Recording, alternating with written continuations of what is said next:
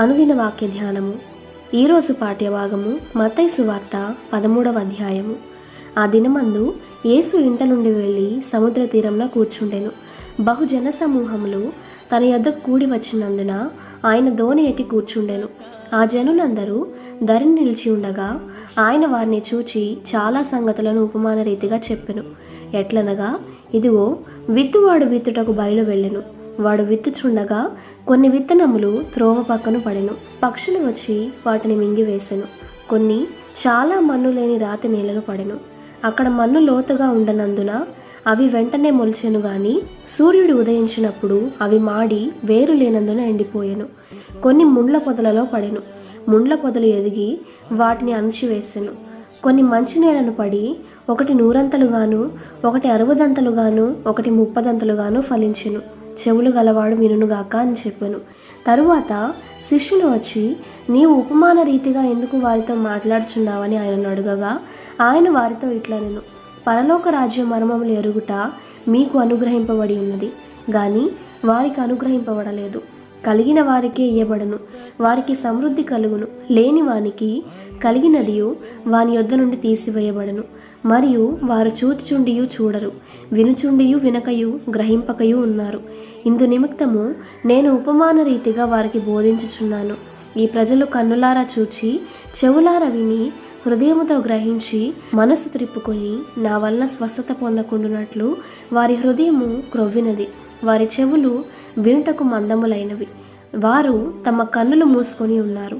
గనుక మీరు వినుట మట్టుకు విందురు గాని గ్రహింపనే గ్రహింపరు, చూచుట మట్టుకు చూతురు గాని ఎంత మాత్రమును తెలుసుకొనరు అని యెషయా చెప్పిన ప్రవచనము వీరి విషయమై నెరవేర్చున్నది.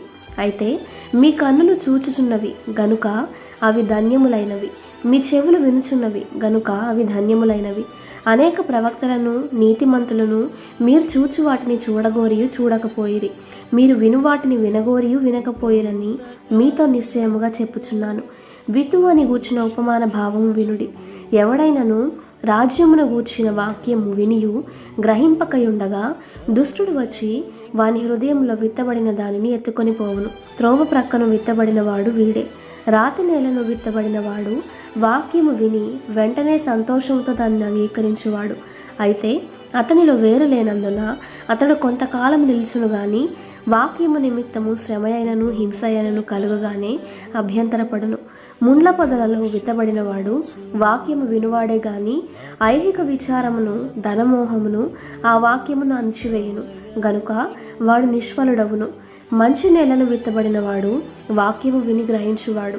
అటివాడు సఫలులై ఒకడు 100 ఒకడు 60 ఒకడు 30 ఫలించుననెను. ఆయన మరి ఒక ఉపమానము వారితో చెప్పెను. ఏమనగా, పరలోక రాజ్యము తన పొలములో మంచి విత్తనములు విత్తిన ఒక మనుషుని పోలి ఉన్నది. మనుషులు నిద్రించుచుండగా అతని శత్రువు వచ్చి గోధుమల మధ్యను గురుగులు విత్తిపోయెను. మొలకలు పెరిగి గింజ పట్టినప్పుడు గురుగులు కూడా అగ్గుపడెను. అప్పుడు ఇంటి యజమానుని దాసులు అతని యొద్దకు వచ్చి, అయ్యా, నీవు నీ పొలములో మంచి విత్తనములు విత్తితివి గదా, అందులో గురుగులు ఎక్కడి నుండి వచ్చినవని అడిగిరి. ఇది శత్రువు చేసిన పని అని అతడు వారితో చెప్పగా, ఆ దాసులు, మేము వెళ్ళి వాటిని పెరికి కూర్చుట నీకు ఇష్టమా అని అతనిని అడిగిరి. అందుకతడు, వద్దు, గురుగులను పెరుగుచుండగా వాటితో కూడా ఒకవేళ గోధుమలను పెళ్లగింతురు. కోతకాలము వరకు రెండిటిని కలిసి ఎదగనీయుడి. కోతకాలమందు గురుగులను ముందుగా కూర్చి వాటిని కాల్చివేయుటకు కట్టలు కట్టి గోధుమలను నా కొట్టులో చేర్చిపెట్టుడని కోతగాండ్రతో చెప్పుదునెను. ఆయన మరి ఒక ఉపమానం వారితో చెప్పెను. పరలోక రాజ్యము ఒకడు తీసుకొని తన పొలములో విత్తిన ఆవగింజను పోలి ఉన్నది. అది విత్తనములన్నిటిలో చిన్నదే గాని పెరిగినప్పుడు కూర మొక్కలన్నిటిలో పెద్దదై ఆకాశ పక్షులు వచ్చి దాని కొమ్మల యందు నివసించున్నంత చెట్టగును. ఆయన మరి ఒక ఉపమానము వారితో చెప్పెను.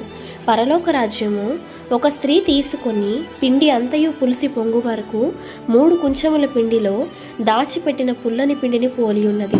నేను నా నోరు తెరిచి ఉపమాన రీతిగా బోధించెదను. లోకము పుట్టినది మొదలుకొని మరుగు చేయబడిన సంగతులను తెలియజెప్పెదను అని ప్రవక్త చెప్పిన మాట నెరవేరునట్లు యేసు ఈ సంగతులన్నిటినీ జనసమూహములకు ఉపమాన రీతిగా బోధించెను. ఉపమానము లేక వారికేమీ బోధింపలేదు. అప్పుడు ఆయన జనసమూహములను పంపివేసి ఇంటిలోనికి వెళ్ళగా ఆయన శిష్యులు ఆయన యొద్దకు వచ్చి, పొలములోని గురుగులను గూర్చిన ఉపమాన భావం మాకు తెలియజెప్పమనిరి. అందుకు ఆయన ఇట్లనెను, మంచి విత్తనము విత్తువాడు మనుష్య కుమారుడు. పొలము లోకము, మంచి విత్తనములు రాజ్య సంబంధులు, గురుగులు దుష్టుని సంబంధులు. వాటిని విత్తిన శత్రువు అపవాది. కోత యుగ సమాప్తి. కోత కోయువారు దేవదూతలు. గురుగులు ఎలాగో కూర్చబడి అగ్నిలో కాల్చివేయబడునో అలాగే యుగ సమాప్తి యందు జరుగును. మనుష్య కుమారుడు తన దూతలను పంపును. వారాయన రాజ్యంలో నుండి ఆటంకములగు సకలమైన వాటిని దుర్నీతి పరులను సమకూర్చి అగ్నిగుండముల పడవేయుదురు. అక్కడ ఏడ్పును పండ్లు కొరుకుటయును ఉండును. అప్పుడు నీతిమంతులు తమ తండ్రి రాజ్యంలో సూర్యుని వలె తేజరిల్లుదురు. చెవులు గలవాడు వినుగాక.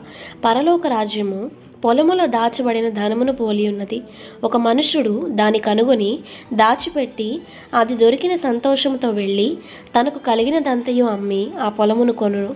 మరియు పరలోక రాజ్యము మంచి ముత్యములను కొనవెదకుచున్న వర్తకుని పోలి ఉన్నది. అతడు అమూల్యమైన ఒక ముత్యమును కనుగొని పోయి తనకు కలిగినదంతయు అమ్మి దాని కొనును.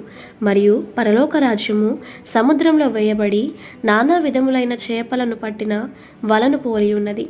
అది నిండినప్పుడు దానిని దరికి లాగి కూర్చుండి మంచి వాటిని గంపలో చేర్చి చెడ్డ వాటిని బయట పారవేయుదురు. అలాగే యుగ సమాప్తి యందు జరుగును. దేవదూతలు వచ్చి నీతిమంతులలో నుండి దుష్టులను వేరుపరిచి వీరిని అగ్నిగుండంలో పడవేయుదురు. అక్కడ ఏడ్పును పండ్లు కొరుకుటయును ఉండును. వీటినన్నిటినీ మీరు గ్రహించితిరా అని వారిని అడుగగా వారు గ్రహించితిమనిరి. ఆయన అందువలన పరలోక రాజ్యంలో శిష్యుడిగా చేరిన ప్రతి శాస్త్రియు తన ధననిధిలో నుండి క్రొత్త పదార్థములను పాత పదార్థములను వెలుపలికి తెచ్చు ఇంటి యజమానుని పోలి ఉన్నాడని వారితో చెప్పెను.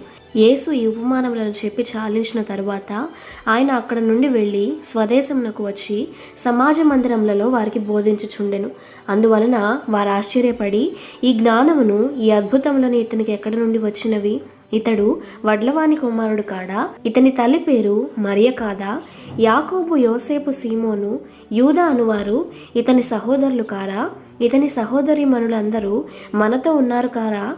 ఇతనికి ఈ కార్యములన్నీ ఎక్కడి నుండి వచ్చునని చెప్పుకొని ఆయన విషయమై అభ్యంతరపడిరి.